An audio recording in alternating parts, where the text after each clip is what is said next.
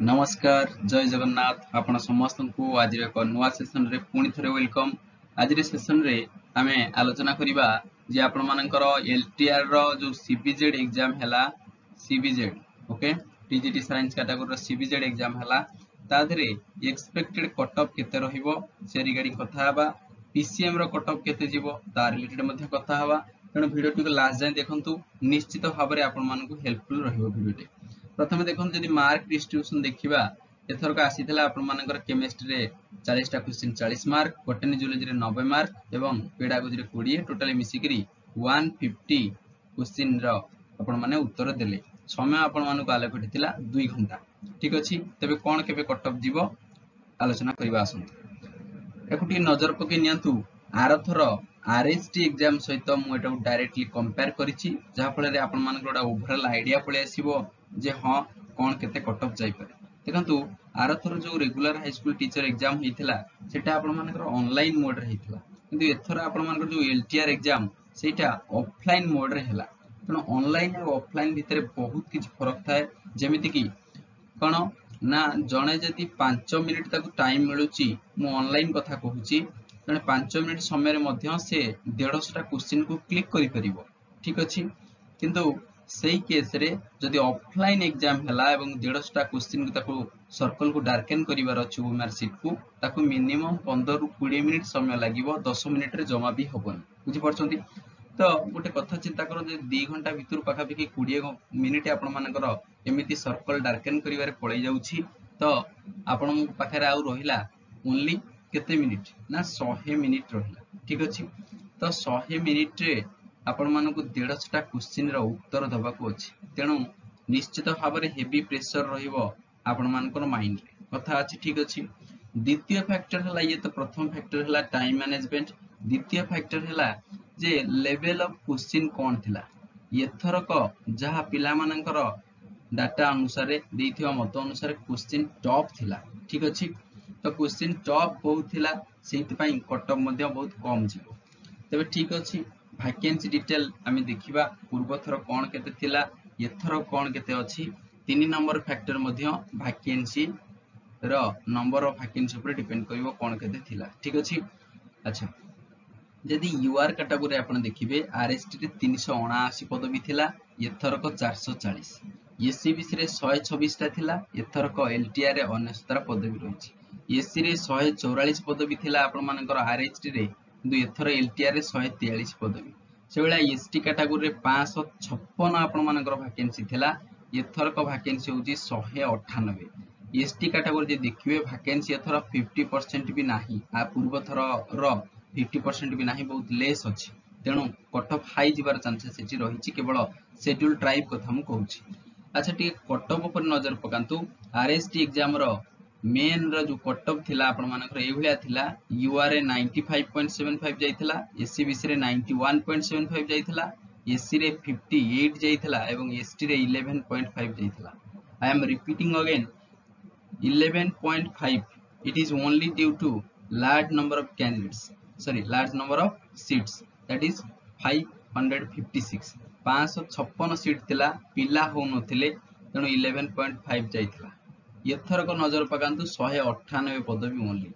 तो safe score आपण माने देखिबे पूर्व थर अपेक्षा यूआर एथर केतरा पोस्ट अधिक अछि पाखा पाखी 61 भलिया होउची। तो जदि एससीबीसी कथा देखिया पाखा पाखी 27 टा पोस्ट कम अछि। देखंतु यूआर रे अधिक अछि, एससीबीसी रे कम अछि। एससी रे 144 एथरक 143 लगभग समान, तो 556 एसटी रे एथर 198।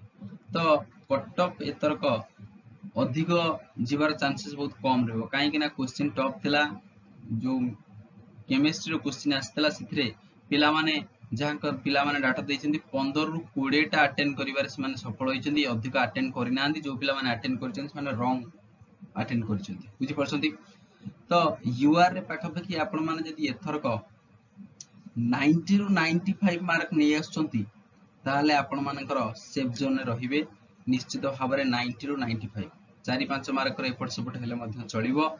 95 रु 100 हे जाय पारे किबा 85 रु 90 हे पारे। क्लियर।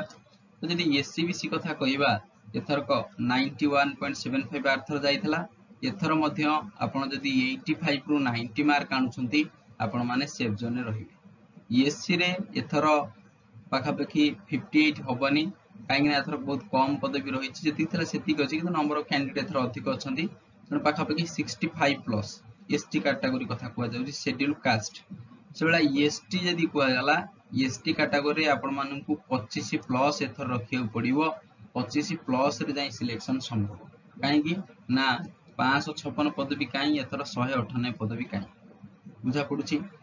तो यूआरए 90 रु 95 एससीबीसी रे 85 रु 90 एससी रे 65 प्लस एवं एसटी रे आपण मान 25 प्लस आनिबा को पड़िबो सेफ जोन रे रहिबा पई ठीक अछि।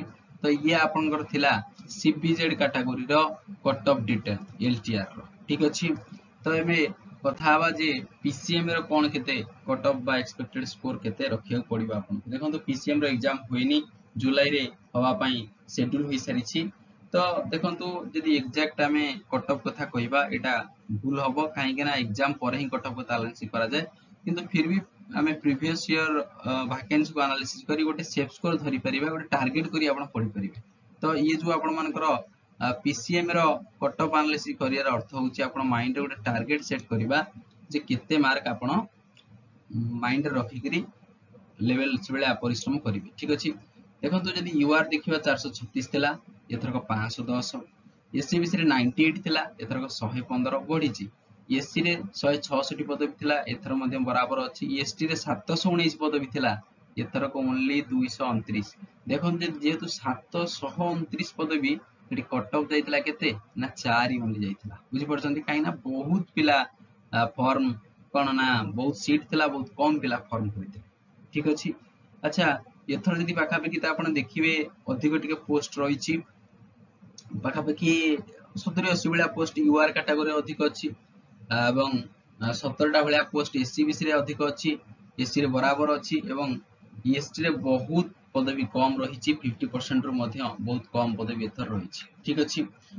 तो जदि यू कट ऑफ एनालिसिस आपण करिवे प्रीवियस ईयर जो आरएसटी एग्जाम हितला पीसीएम रे सेथिरे यूआर रे 69.5 जाइथिला एससीबीसी रे 66.75 जाइथिला एससी रे 37 एवं एसटी रे 4 जदि यूआर कथा एथर कहिबा आपण माननकु जदि 70 रु 75 मार्क को टारगेट करंतु हला 70 रु जदि 75 मार्क आपण ने आसुंती ताले आपण माने मध्ये सेफ जोन रे रहिबे। आउ थेर कहूची ये आपण मानकर क्वेश्चन रो लेवल ऊपर डिपेंड करिवो 5-10 मार्क रे एपट सेपट मध्ये होई पारे आपण माने टारगेट करंतु एनी हाउ 70 रु 75 जदि आपण 75 प्लस को दे टारगेट करचंती बे आहुरी भलो स्कोर होई ठीक अछि। एससीबीसी आरथर 66.75 जाइथिला एथर पाखापाखि सेमिति मानि चलंतु 70 प्लस हला। तो जदि एससी कथा कहबा एथर पाखापाखि आपणकर 47 रु 55 भलिया कट ऑफ प्रेडिक्ट हे पारे एससी रो ईएसटी रो एथर बहुत कम पदवी रहिछि तेणु 25 ही आपण मानको आनिया पड़िबो हला 20 रु 25 मार्क कंपलसरी आपण मानकर एसटी कैटेगरी पीसीएम कथाटा कुआ गला ठीक अछि। तो ये थिला आपण मानकर डिटेल्ड एनालिसिस आपण मानकर सीबीजेड पीसीएम हला कि आर डिटेल एनालिसिस नेक्स्ट वीडियो रे पीटी रा आसीबो कट ऑफ हम आलोचना करिबा हिंदी रो ओडिया एवं टीजीटी आर्ट्स रो ठीक अछि। तबे जो माने नुवा अछ चैनल को सब्सक्राइब करि नबो ताकि मते मोटिवेशन मिलियो वीडियो को लाइक उटे करिनो हला एवं सांग साथी में जो माने एग्जाम दैछन ताको शेयर करिया को भूलिबनी जमा। ये जो एनालिसिस हला आपण मानकर detail analysis previous year cut off को देखिला परे तबे थैंक यू जय जगन्नाथ आपनकर दिन मंगलमय हो।